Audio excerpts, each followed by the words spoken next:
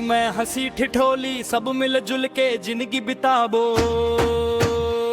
छत्तीसगढ़ के रीत रिवाज ला दुनिया भर में आज बताबो। छत्तीसगढ़ के रीत रिवाज ला दुनिया भर में आज बताबो।